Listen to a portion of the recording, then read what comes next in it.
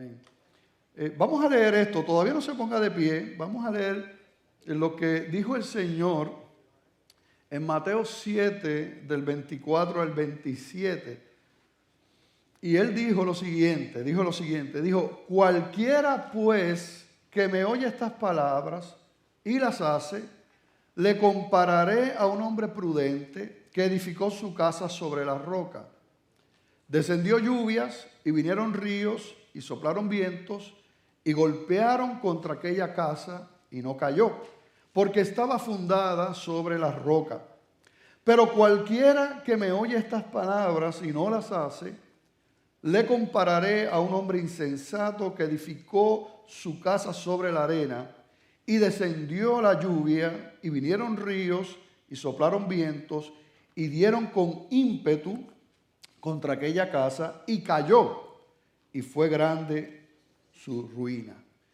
Qué palabras, ¿verdad? Qué palabras. Entonces, pero fíjate lo que dijo el Señor, dice, el que oye estas palabras y las hace. ¿A qué palabras se refiere el Señor Jesucristo, que es quien dice esto?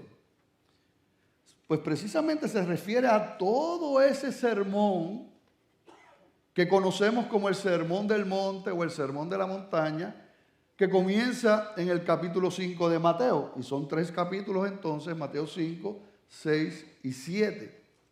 Y entonces él termina, esa es la conclusión de ese sermón. Cualquiera que me oye estas palabras y las hace, y por ahí verán lo que ya hemos leído. Así que se refiere a todas esas palabras que él ha dicho desde Mateo capítulo 5. Y nosotros lo que estamos viendo ahí, porque a veces las personas le dan al Sermón del Monte, o sea, la visión o el enfoque que tienen es un enfoque legalista, donde de alguna manera se pone al hombre como el centro y las obras y las cosas que él puede hacer. Y algunos lo ven, si lo fuéramos a poner en una oración, lo verían de esta manera. Dice, el que hace estas cosas es cristiano. Pero realmente cuando uno estudia lo que dice, y comenzando con las bienaventuranzas en el capítulo 5, realmente más bien lo que nos muestra el Sermón del Monte no es que el que hace estas cosas es cristiano, sino que el que es cristiano hace esas cosas. El que es cristiano es parte de su vida y de los frutos a los que tiene acceso por la gracia del Señor. Y termina él diciendo que Jesucristo es el fundamento, ¿verdad? Es la roca, y que la casa que representa nuestra vida esté cimentada sobre esa roca, pues estará bien, ¿verdad? No cae. Y mientras yo pensaba en eso, ¿verdad? En la roca como ese fundamento que es Cristo, en la casa, y entonces pensaba en todas esas palabras, que son muchas, y tremendo, ¿verdad?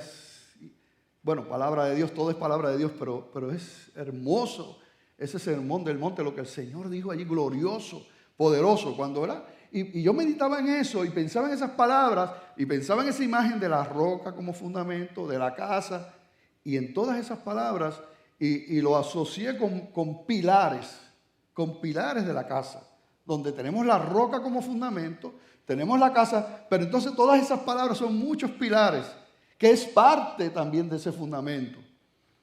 Nosotros acá también le llamamos zoco, ¿verdad? ¿Cuántos vivieron en casas de zoco? Que tenían zoco, ¿ok? ¿Cuántos se metieron debajo de la casa Yo también, ¿verdad? Y había muchos pilares. Pues de esa misma manera, Cristo es el fundamento, la casa es nuestra vida, y todas estas palabras representan o podrían representar un pilar en nuestra vida. Y hoy vamos a ver uno de esos pilares. Y el título del mensaje es el pilar del amor al enemigo. El pilar del amor al enemigo. Y yo les invito, ahora sí que estén en pie, para leer el texto que vamos a utilizar para compartir la palabra en este día. Y se encuentra en Mateo 5, 43 al 48. Y dice la palabra del Señor: oísteis que fue dicho, amarás a tu prójimo y aborrecerás a tu enemigo. Pero yo os digo, amad a vuestros enemigos, bendecid a los que os maldicen, haced bien a los que os aborrecen, y orad por los que os ultrajan y os persiguen, para que seáis hijos de vuestro Padre que está en los cielos, que hace salir su sol sobre malos y buenos, y que hace llover sobre justos e injustos. Porque si amáis a los que os aman, ¿qué recompensa tendréis? ¿No hacen también lo mismo los publicanos? Y si saludáis a vuestros hermanos solamente, ¿qué hacéis de más? ¿No hacen también así los gentiles? Los gentiles son los que no eran judíos, que para ellos, ¿verdad?, no estaban fuera. En el contexto de aquí serían los inconversos, los que no conocen al Señor. Versículo 48. Sed pues vosotros perfectos, como vuestro Padre que está en los cielos es perfecto. Padre, te damos gracias por tu palabra. Te pedimos que nos ayudes, Señor. Que me ayudes, Señor, a compartirla conforme a lo que ella dice, Señor. A la intención por la que tú nos has dado esta palabra, Señor. Queremos honrarte y glorificarte. Sé, Padre amado, que no puedo tocar ninguna vida, ningún corazón. Pero también sé que tú sí puedes hacerlo, Señor. Y yo te pido, Espíritu Santo, que tú hables a nuestra vida, que tú toques cada vida, Señor, y que podamos, Dios mío, ser hacedores de esta palabra como tú dijiste, Señor, para tu gloria y para tu honra, en el nombre de Jesús. Amén. Bueno, se pueden sentar. Esto es un pasaje bien famoso, ¿verdad? Con relación, todo el mundo conoce eso. Amad a vuestros enemigos, amen a sus enemigos. Eso todo el mundo lo conoce.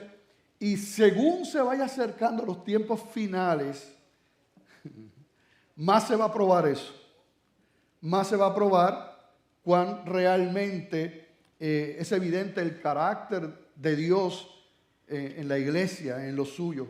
Porque la maldad sigue aumentando y cada vez pues siguen confrontando con más intensidad y con más frecuencia, ¿verdad? Terriblemente las barbaridades que dicen. Hace algunos años, el periodista Torres Gotay, del Nuevo Día, dijo lo siguiente, en un asunto también que el pastor René Pereira, hijo, Renecito, estaba involucrado. Esto fue hace algunos años. Y voy a leerles lo que, ¿verdad? Él dijo en su columna La Yihad Criolla, para aquel tiempo, que ahí él dice, ¿verdad?, lo siguiente. Dice, palabras del periodista del Nuevo Día, Benjamín Torres Gotay, en su columna La Yihad Criolla, donde expresa su sentir sobre ese pueblo cristiano que ha estado dando la batalla y ha logrado frenar. En aquel entonces estaba el aspecto de la marihuana y también de la homosexualidad. Y él dijo lo siguiente, y estoy citando sus palabras en ese entonces. Él dijo, empezaremos a avanzar cuando saquemos del medio a los extremistas, cuando los convirtamos en una minoría inconsecuente, cuando no tengan el control de los partidos políticos, cuando su prédica de odio carezca de toda resonancia, cuando nadie les aplauda ni les celebre el discurso divisivo, atorrante y estridente. ¿Verdad? El hombre que aboga porque nosotros somos eso. Cuando digo nosotros me refiero a los creyentes, a los cristianos. Somos gente intolerante. Tenemos un mensaje divisivo, atorrante y estridente. Vamos a repasar lo que él dice. Lo que desean hacer con la iglesia, que permanece fiel a la palabra del Señor, quiere sacarnos del medio, eliminarnos. quiere convertirnos en una minoría inconsecuente, ¿verdad? Donde las ideas que expresamos no concurren con nuestra manera de caminar. Quieren sacarnos de toda influencia sobre los partidos políticos, porque dicen aquí que tengan el control, pero realmente lo que implica es sacarnos. Como ya hemos escuchado en otras ocasiones, la iglesia no tiene nada que decir de lo que pasa en el mundo y eso totalmente no es lo que dice la palabra del Señor. Todos los que, esto lo repetimos una y otra vez, yo sé que ustedes lo saben, pero hay mucha gente que no lo sabe todavía y posiblemente hasta cristianos que se crean ese discurso, pero todos los que murieron fue a manos de los gobiernos y de las autoridades seculares, porque lo señalaron y dijeron, esto está mal, esto es pecado. Y así murieron mucha gente. 4, ¿qué más dijo? Que nuestro mensaje y prédica de odio no sea escuchado. Nosotros ese es nuestro mensaje de odio y no puede ser escuchado. Y por último, que la gente deje de aplaudir y respaldar nuestro mensaje. Y yo pregunto, ¿quién tiene el discurso de odio? ¿Quién tiene el discurso de odio? ¿Quién habla con odio? ¿Quién habla con intolerancia? ¿Quién habla con falta de respeto? Claro, y lo singularizo a él porque tengo esta cita, pero así hay muchísimos, ¿verdad? De hecho, él en el día de ayer, en las redes sociales, dijo, este hermano puertorriqueño, que es obviamente enemigo del Evangelio, dijo, miles marcharon para que se siga educando de manera que los hombres se crean superiores a las mujeres y continúen ocurriendo las desgracias que con espantosa frecuencia enlutan a Puerto Rico. Lo voy a repetir. Miles marcharon, la iglesia, nosotros, yo, para que se siga educando de manera que los hombres se crean superiores a las mujeres y que entonces continúen las muertes de las mujeres por causa de nosotros, la iglesia. Lo estoy ahora poniendo porque eso es lo que quiere decir, y continúen ocurriendo las desgracias que con espantosa frecuencia enlutan a Puerto Rico.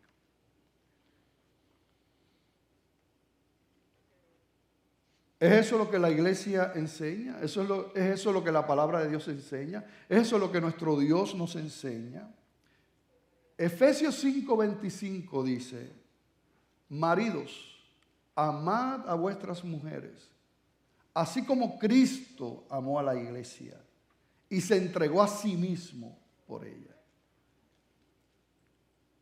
La parte difícil le ha tocado al marido. Amar a su esposa como Cristo amó a la iglesia. ¿Y como Cristo amó a la iglesia? Dice, se entregó a sí mismo por ella, se sacrificó, antepuso el deseo y la buena voluntad y los intereses de su esposa antes que los suyos. Y eso es lo que el Señor le pide al hombre con relación a la mujer. En ese mismo libro, en el versículo 28 y 29 de ese capítulo 5, continúa el apóstol Pablo hablando a esta iglesia y dice, así también los maridos deben amar a sus mujeres como a sus mismos cuerpos. El que ama a su mujer, a sí mismo se ama. Porque nadie aborreció jamás a su propia carne, sino que la sustenta y la cuida, como también Cristo amó a la iglesia. Eso es lo que nosotros enseñamos. Eso es lo que la palabra de Dios enseña. Esa es la meta de todo varón cristiano. Y no podemos tomar todos los ejemplos. Pero mira, en 1 de Pedro 3:7, mira lo que dice 1 de Pedro 3:7. Vosotros, maridos, igualmente vivid con ella sabiamente, dando honor a la mujer como a vaso más frágil y como a coherederas de la gracia de la vida, para que vuestras oraciones no tengan estorbo. El mensaje del Señor es maravilloso y es glorioso y es totalmente antinatural, es totalmente sobrenatural, es anti el egoísmo, que es lo natural en nosotros. Al punto que el tema de hoy no es ese, eso es un ejemplo. Pero al punto que el Señor nos dice, a tu enemigo, ámalo. Al que te ultraja, ámalo. Al que te maldice, ámalo. Al que te hace daño, ámalo. Ese es el mensaje del Señor. Ese es el mensaje de la palabra de Dios. Claro, nosotros sabemos de dónde viene todo, ¿verdad? Toda maldad viene de Satanás. Y uno de los nombres de Satanás es el padre de mentira. Y cuando tú careces de argumentos y de verdad, lo que te queda para argumentar es la mentira. O la media verdad, que es una mentira también. Eso no nos sorprende. Yo no estoy sorprendido con esas palabras. Eso es lo que se supone. Porque la iglesia, que sea una iglesia contaminada con el mundo, una iglesia aguada, una iglesia que no predica la palabra del Señor, esa iglesia nunca será señalada. Y esa iglesia debe estar preocupada, preguntándose si es iglesia o no es iglesia. Porque si tú eres iglesia, eso es lo que se supone.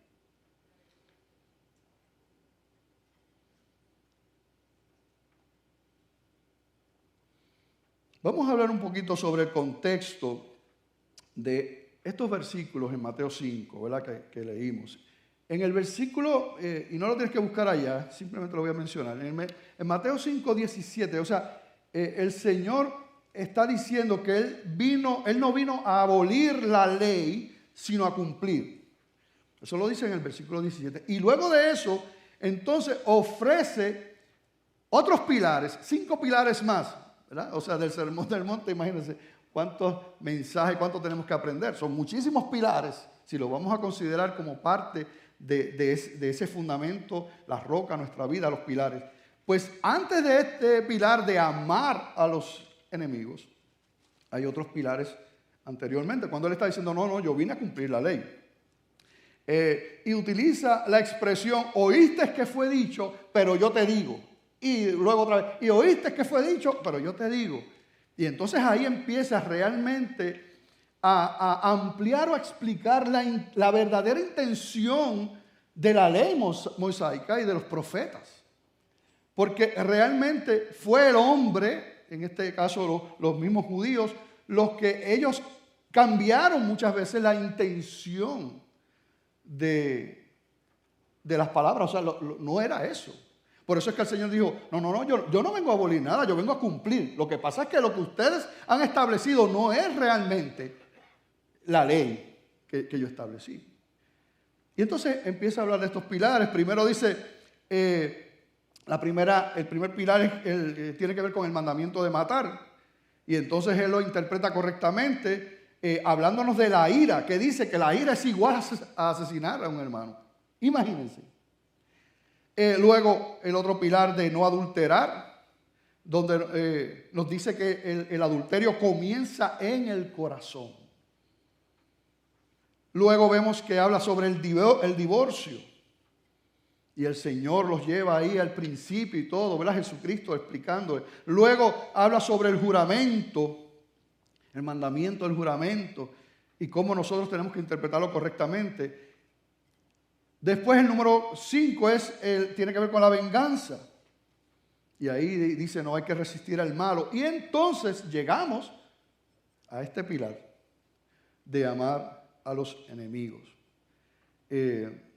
Vamos a leer nuevamente Mateo 5, 43. Dice, oíste que fue dicho, amarás a tu prójimo y aborrecerás a tu enemigo. Mateo 5, 43. Y esto no es una cita del Antiguo Testamento. Parte de esto sí, que es amar a tu prójimo, y dejaron una parte que es como a ti mismo, esa parte la dejaron. Pero aborrecerás a tu enemigo no es una cita del Antiguo Testamento que Jesucristo diciendo. Eso es importante entenderlo. Por eso digo, ellos tergiversaron muchos de estos mandamientos del Antiguo Testamento. Dios nunca les mandó a aborrecer a los enemigos. Es importante entender eso. Dios nunca te ha mandado ni le mandó al pueblo de Israel a aborrecer a sus enemigos.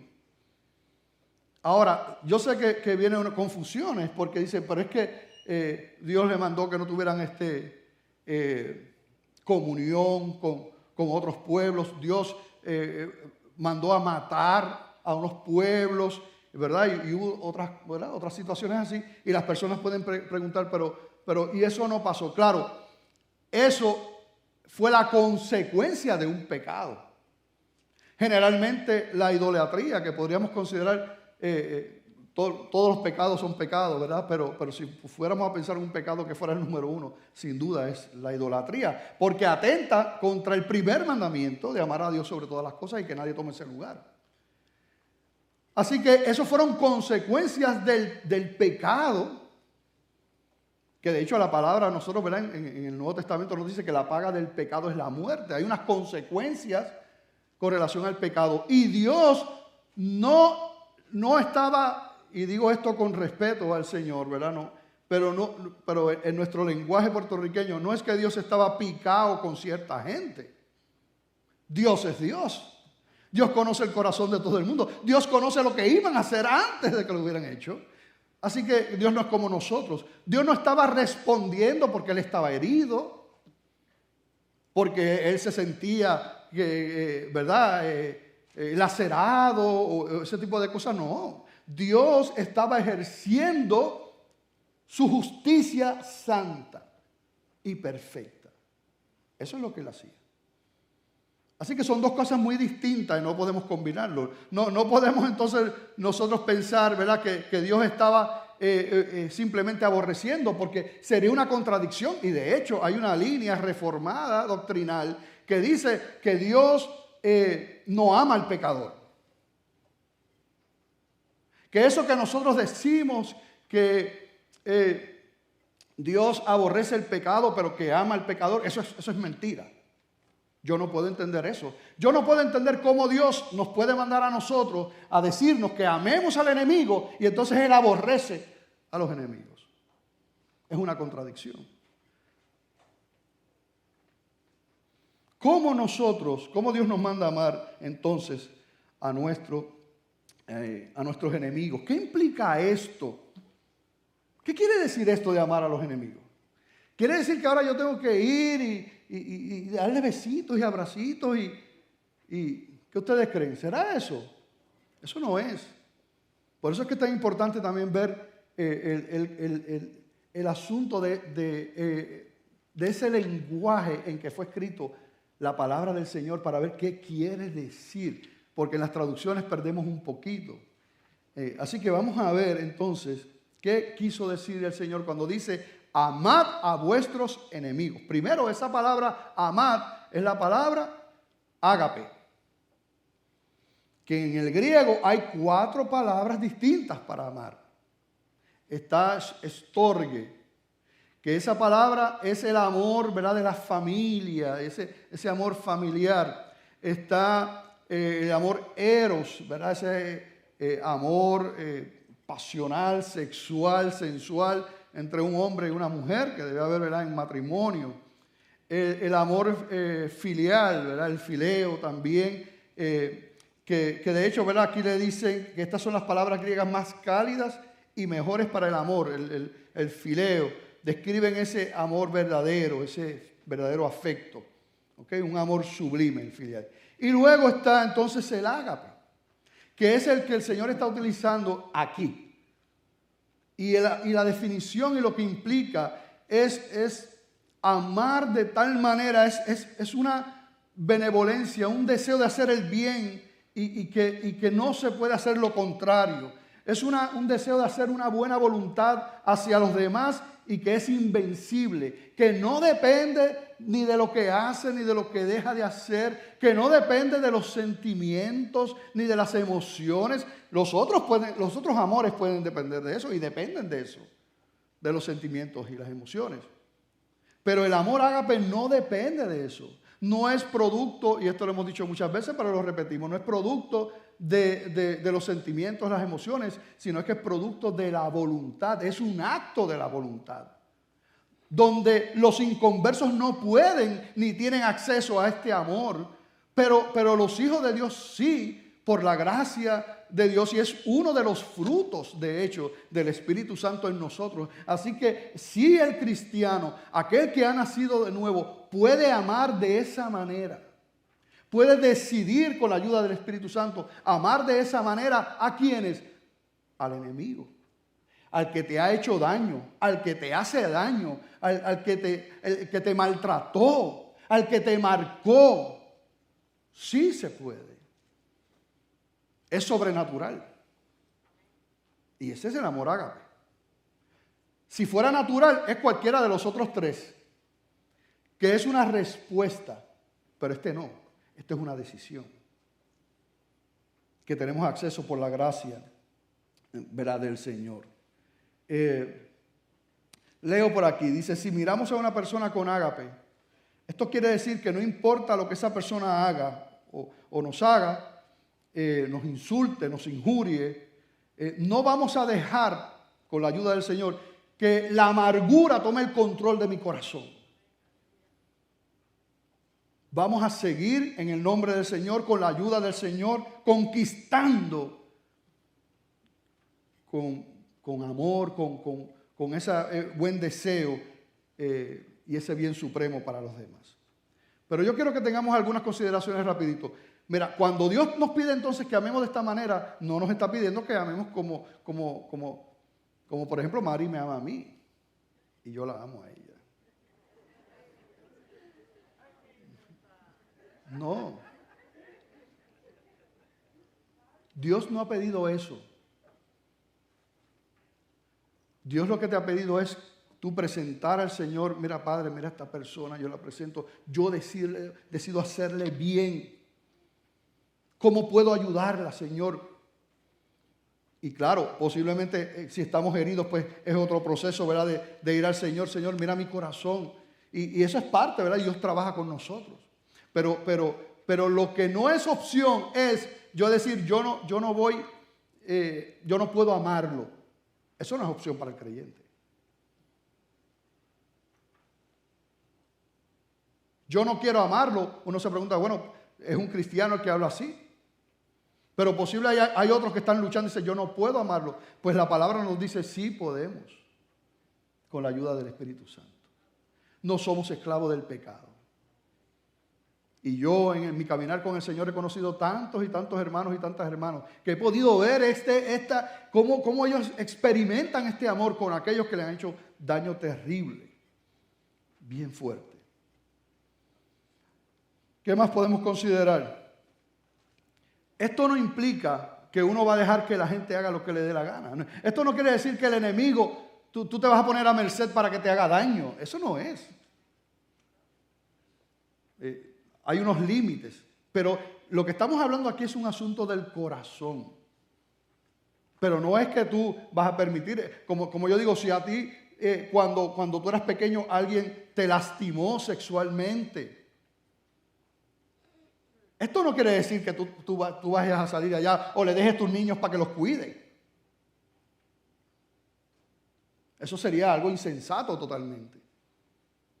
Pero lo que no podemos es odiar en nuestro corazón. Un cristiano por definición no puede mantenerse en un odio hacia nuestros enemigos, quien quiera que sea, y no importa lo que haya hecho.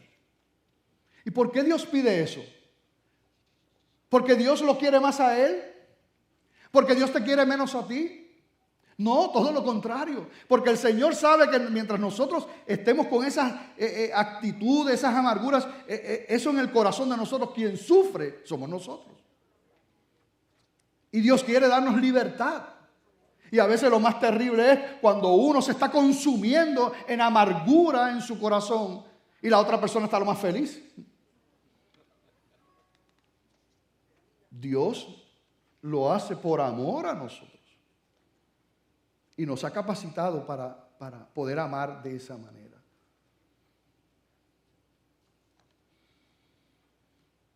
Y ninguna persona que no conozca al Señor puede cumplir a cabalidad este mandamiento de amar a sus enemigos. Esto es un privilegio, mira, un privilegio de los hijos de Dios, de los que han nacido de nuevo. ¿Cómo debemos amar? Vamos a leer el versículo 44, Mateo 5, 44. Pero yo os digo, amad a vuestros enemigos, ya se lo leímos. Y mira, entonces nos amplía la misma palabra, bendecid a los que os maldicen, haced bien a los que os aborrecen y orad por los que os ultrajan y os persiguen. Así que podemos decir aquí, en este primero, que amemos con nuestras palabras. Claro, palabras y pensamientos es lo mismo en un sentido, porque cuando salen las palabras que salen de nuestra boca es lo que nosotros pensamos. Así que eso está unido. Pero este primero, bendecir a los que te maldicen, tiene que ver con esa palabra, con esos pensamientos. Y mira, yo he sido testigo cuando una persona hace lo que dice la palabra. Por ejemplo, si alguien te ofende a ti, tiene algo en contra tuya, ve tú y pídele, ¿verdad? Reconcíliate. Pero en el contexto bíblico, mira, vete tú y pide perdón. Ah, no, pero fue ella la persona. No, pero tú también anidaste en tu corazón cosas y nunca estamos exentos de haber cometido errores. Vete tú y pídele perdón. Y cuando uno, por la gracia y con la ayuda del Espíritu Santo, hace eso, yo he sido testigo de cómo esas personas que son nuestros enemigos, si tú le hablas de esa manera, mira, yo quiero hablar contigo. Lo primero es que cuando tú le dices así, yo quiero hablar contigo, rápido se cuadra. Yo quiero hablar contigo. Ajá. Zumba. No tengo pajita aquí para ponerme. Zumba. Y cuando tú le dices, yo quiero que me perdones. Yo quiero que me perdones. Yo te he ofendido. No, ¿verdad? No me expresé bien, no hice las cosas como tenía que ser, o lo que sea. ¿Tú sabes qué pasa con... Ustedes conocen aquella canción, La gallina turuleca? Así le queda la cara, le queda turuleca, porque no sabe qué hacer. Se queda, ¿verdad? Claro, esto no se puede hacer hipócritamente. Porque primero no se cumple el propósito y sería una deshonra a Dios, que es que nos manda eso. Pero cuando esto se hace de corazón, esas personas quedan impactadas. Porque así es el Evangelio. Así es el Evangelio, así es el amor de nuestro Señor. Eso es lo que la palabra nos enseña. Eso es lo que la iglesia cuando nació allí en Pentecostés, eso es lo que vivió. Eso es lo que recibió del Señor, lo que recibió de los apóstoles y lo que ellos hicieron. Señor, me están apedreando, pero no le tomes en cuenta este pecado. Eso es lo que la iglesia y lo que es su palabra y lo que nuestro Dios nos ha enseñado. Romanos 12, 14 dice, bendecid a los que os persiguen, bendecid y no maldigáis. Ustedes ven la relación ahí con las cosas que decimos con la palabra. Primera de Pedro 2, 21 al 23. Primera de Pedro 2, 21 al 23 dice, pues para esto fuisteis llamados, porque también Cristo padeció por nosotros, dejándonos ejemplo para que sigáis sus pisadas, el cual no hizo pecado, ni se halló engaño en su boca, quien cuando le maldecían, no respondía con maldición. Cuando padecía, no amenazaba, sino encomendaba la causa al que juzga justamente. Hay unas palabras tremendas que dijo San Agustín. Dijo, muchos hemos aprendido cómo ofrecer la otra mejilla, pero no sabemos cómo amar a aquel que las golpeó. Porque muchas veces hacemos las cosas de afuera, ¿verdad? De manera externa. Qué tremendo. Así que lo primero, las palabras, cuidado. Y entonces, mira, Las palabras no solamente son las que se dicen, sino las que se piensan. Con los gestos nosotros podemos hablar. ¿Podemos hablar con los gestos? Acabo de hablar con un gesto. Podemos hablar con los gestos. Y cuando nosotros escribimos en Facebook y escribimos en Instagram y en las redes sociales, ¿esos son palabras también? Claro que sí, palabras escritas, pero son palabras.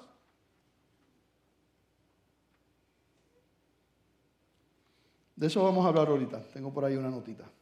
Segundo, Él nos dice, a los que te aborrezcan, los que te aborrecen, hazle bien a ellos. Así que no solamente pensamientos y buenas palabras, sino que también acciones, obras en favor de nuestros enemigos. No solamente cuidado lo que hablas, cuidado lo que dices. Y está implicado ahí el mandamiento si estás amando o no a tu enemigo. Sino también las acciones, las obras en favor de nuestros enemigos. A los que te aborrecen, hazle bien. Y ahora esto no lo van a leer en las pantallas, pero porque es una versión moderna. Escuchen solamente este versículo que está en Proverbios 25. Dice, si tu enemigo tiene hambre, dale de comer. Y si tiene sed, dale de beber.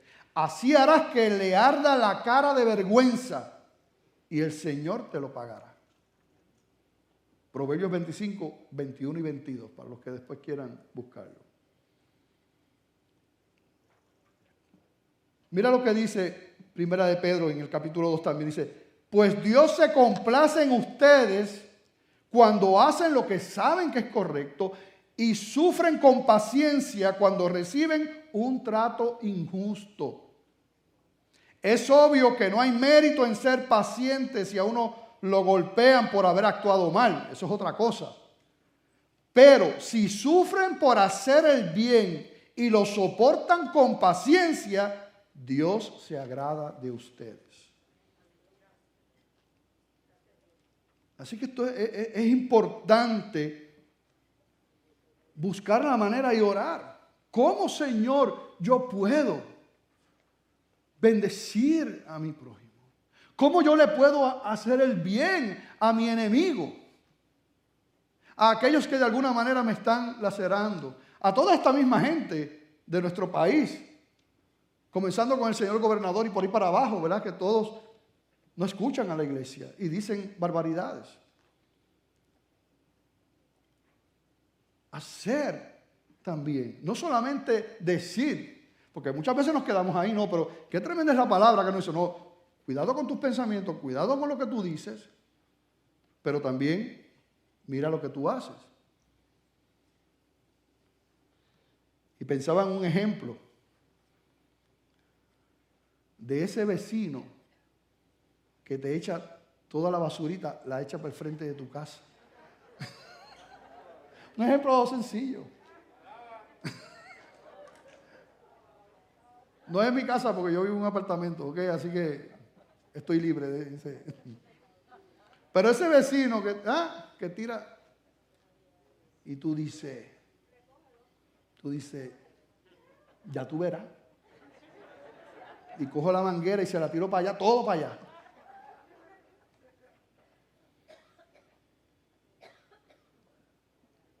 ¿Qué haría con esta persona? Porque mira, estos son pruebas también. ¿Pruebas de qué? De si eres cristiano o no. Yo no voy a juzgar quién es cristiano o no, pero la palabra lo juzga y el Señor sabe. Y entonces, ¿qué dice el Señor? Pues mira, ¿te molesta que Él limpie el frente de su casa y todo caiga de frente a tu casa? Pues mira, algo tremendo que tú puedes hacer es limpias el de él primero y después limpias el tuyo. Y lo vas a llegar como la gallina turuleca. No va a entender. Pero no lo hagas hipócritamente. No te pares allí con la manguera. Los impíos caerán, caerán, caerá. No, no hagas eso.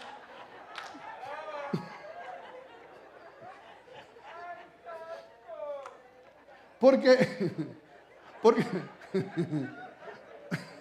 porque Dios conoce el corazón. Aquí lo importante no es quedar bien con el vecino o con el enemigo. Aquí lo importante es quedar bien con el Señor, que es el digno de toda gloria y de toda honra y de nuestra adoración.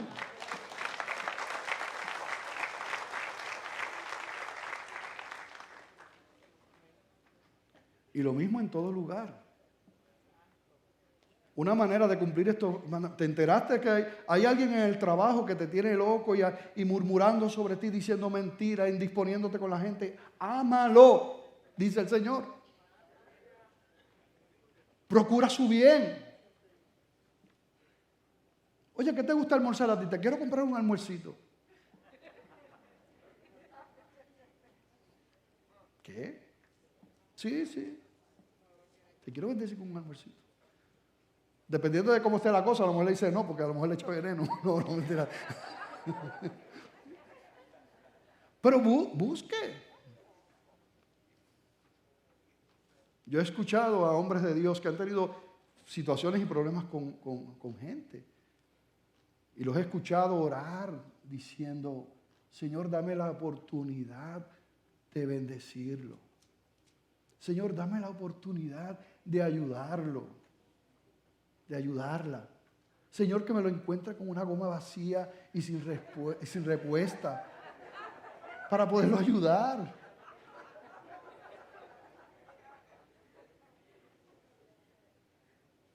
Yo he escuchado eso de hombres de Dios. Y eso es lo que dice aquí. A los que te aborrecen, hazle bien. Y por último dice, a los que te ultrajan y te persiguen, ora por ellos. Ora por ellos. ¿Cuántos creen que la oración es poderosa? No solamente por lo que Dios hace externamente, sino por lo que Dios hace en el corazón del que ora.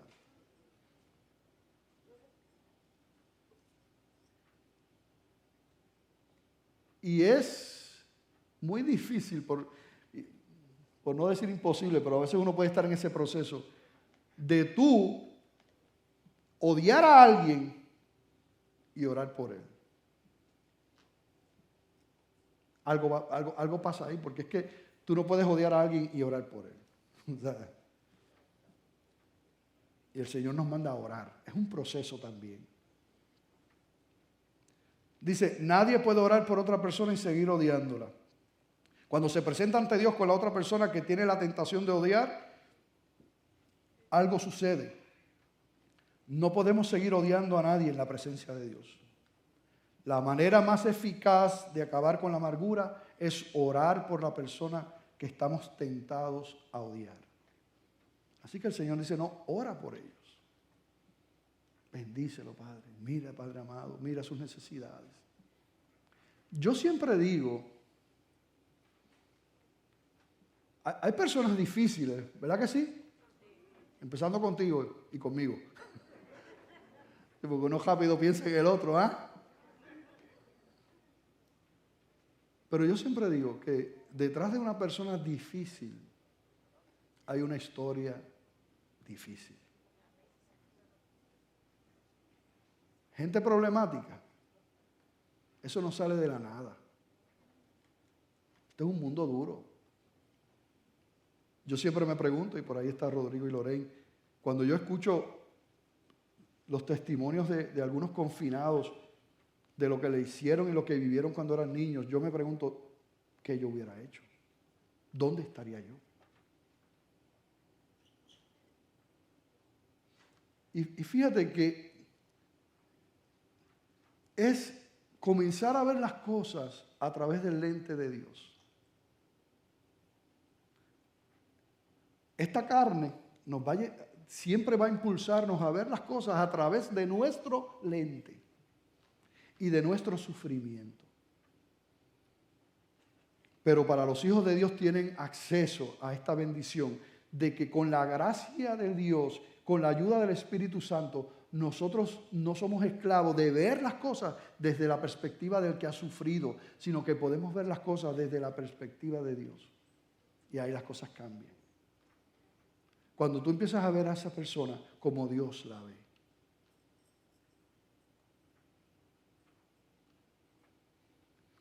Claro, a nosotros se nos olvida también a veces cuánto Dios nos ha perdonado, ¿verdad que sí? A veces se nos olvida también cuánto nosotros fallamos y pecamos. Cuando uno está consciente de quién es uno y de cuánto falla y de cuántas debilidades tiene, no importa si uno es pastor, no importa lo que sea, uno se tiene que mantener humilde. Porque Dios mío, cuánto pecado me perdona Dios. Cuántas malas actitudes me perdona Dios. Cuántos pensamientos me perdona Dios. Así que no podemos salirnos de ahí. No podemos salirnos de ahí. Me entristece las personas los hermanos canguros, ¿verdad? Los hermanos canguros son los que están brincando de congregación en congregación. Me da pena con los hermanos canguros.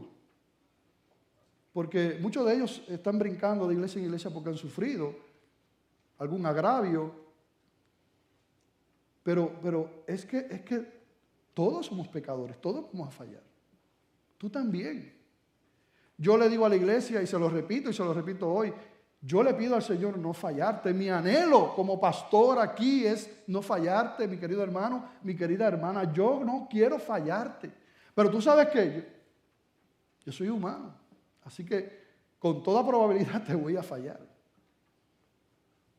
Yo le pido al Señor que no sea adrede. Esa es mi oración. Señor, guárdame de herir, lastimar a alguien, Señor, y que lo haga a propósito. Guárdame de eso. Pero te voy a fallar. A lo mejor un día tú llegaste por ahí con 20 problemas y 20 situaciones y quiero hablar con el pastor y ese día yo estoy en balines aquí, balines esto y revoluce para aquí, revoluce para acá y me ven cogiendo para aquí y usted viene donde mí con esa necesidad y yo lo traspasé con mi vista y no pude ser sensible a su necesidad. Eso puede pasar. Yo no quisiera que pasara. Pero son mentiras de Satanás. Y te vas a otra iglesia y vas a encontrar lo mismo. Porque tú sabes que el problema no está en la gente, el problema está en ti. Dios ya nos dijo cómo tenemos que hacer las cosas. ¿Tu hermano tiene algo en contra tuya? Reconcíliate. Ve allá. Esa es la manera. Pero siguen. Y a mí me da dolor. Viene a mi mente una hermanita muy amada, que yo creo que estuvo como en 10 iglesias después que salió de aquí. Y finalmente pues no se está congregando. Porque eso es lo que quiere el enemigo, ¿entiendes? Y eso es doloroso. Eso es triste.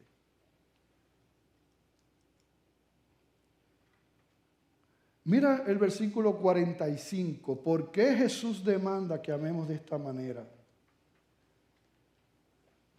Para que seáis hijos de vuestro Padre que está en los cielos. Y obviamente en el contexto lo que yo le estoy diciendo es que esa es la evidencia del que ha nacido de nuevo. En Primera de Juan dice que el que ha nacido de nuevo no practica el pecado.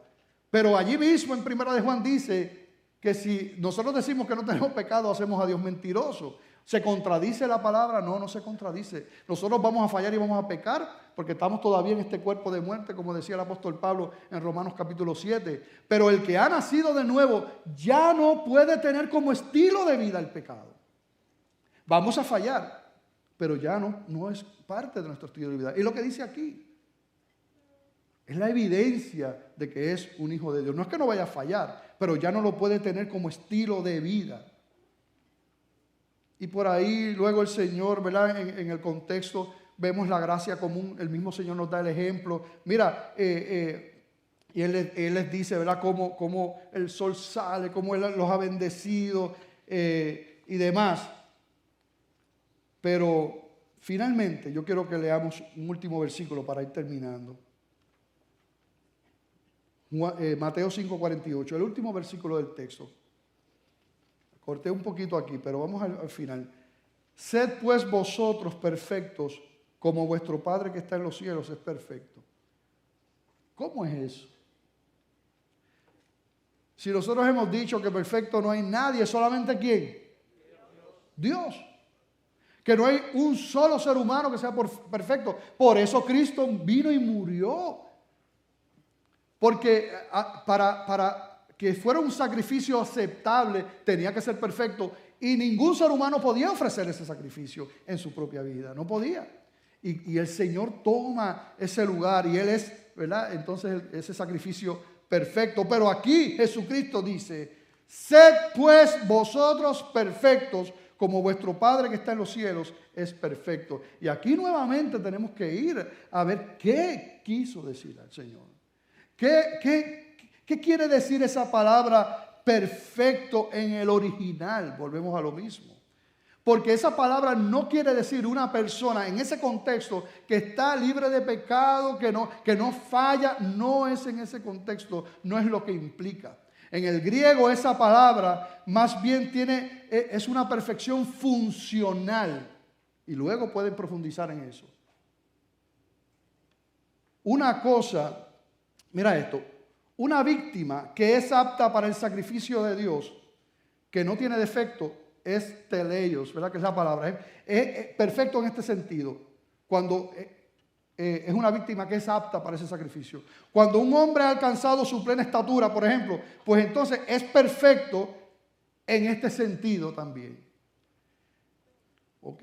Así que la idea griega de la perfección en esta palabra, como les dije, es funcional. Una cosa es perfecta si cumple plenamente el propósito para el cual fue pensada, diseñada y hecha por Dios, en este caso. Cuando tú cumples con ese propósito funcional, eres perfecto en este sentido. La palabra de Dios mire, la palabra de Dios es palabra de Dios. Es perfecta, no se equivoca.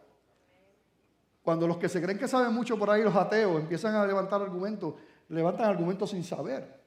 La palabra de Dios es perfecta. Dios no te está pidiendo a ti que tú no falles nunca, eso es imposible. Y la misma palabra lo dice. Lo que te está diciendo aquí es, si tú estás cumpliendo plenamente con el propósito para el que fuiste diseñado, creado, salvado. Esa es la pregunta. Y obviamente, en el contexto que acabamos de leer, eso es así cuando, ¿verdad? En todos esos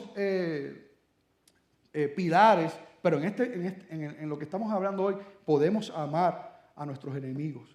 Tú eres perfecto, cumples ese propósito del Señor en tu vida, porque eso no lo pueden hacer los inconversos.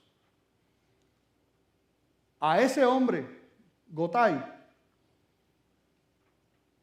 hay que amarlo. A todos esos que hablan de la iglesia de una manera tan terrible. Ahí hicieron un grupo, un challenge en estos días, la semana pasada o la antipasada, donde era sacarle el dedo del medio, el dedo del corazón a la iglesia y a los cristianos. Hacia Dios y a Dios, bueno, ¿verdad? Obviamente, ¿verdad? Sí, gracias. Hacia Dios y hacia los cristianos y hacia la iglesia, sacándole el dedo, como decimos aquí.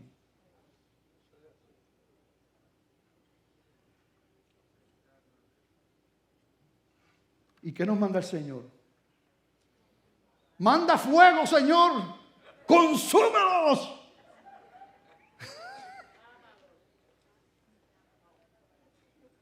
Ámalos.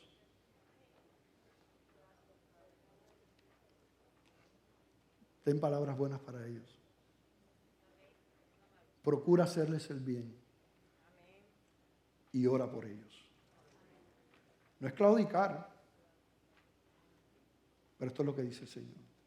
Con toda esta gente hay que hacer eso. Cuando yo veo lo que algunos cristianos, si lo son o no lo son, yo no lo sé, pero lo que escriben en Facebook y en las redes sociales, a mí me da una clase de vergüenza. ¿Cómo un cristiano puede hablar de esa manera? Aunque sea un enemigo. Es que se ha olvidado del sermón del monte. Es que no ha leído lo que el Señor dice con relación a nuestros enemigos. Es que no sabe lo que la palabra de Dios dice como una característica de evidencia del que ha nacido de nuevo. ¿Cómo puede escribir y referirse así? ¿Tú sabes qué? Por eso es que mucha gente dice, mira para allá, y ese que va a la iglesia, y mira cómo habla, y mira qué clase de cristiano, y lo dicen con razón. Me da vergüenza lo que muchas veces leo.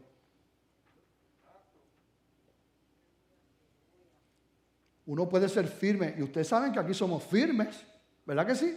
Y aquí hablamos fuerte, y hablamos en contra del gobierno y cuanta cosa, y todo lo que esté mal, ¿verdad? Porque no estamos comprometidos con ninguna agenda, con ningún partido. Hablamos firme, hablamos claro, pero hablamos como el Señor nos manda a hablar, con amor y con respeto.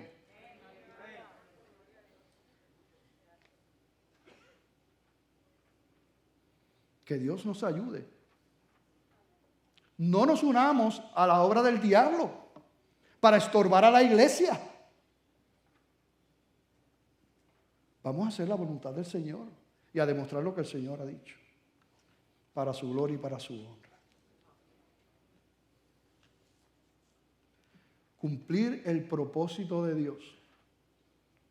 La palabra dice en Génesis que nosotros fuimos creados a imagen y semejanza de Dios. Qué cosa más linda. Así fuimos creados en perfecta comunión con Dios, pero el pecado rompió eso. Ya el hombre natural, el que no conoce al Señor, ya no es un reflejo del Señor. ¿Tú sabes quién es el reflejo del Señor? Dice la palabra ahora.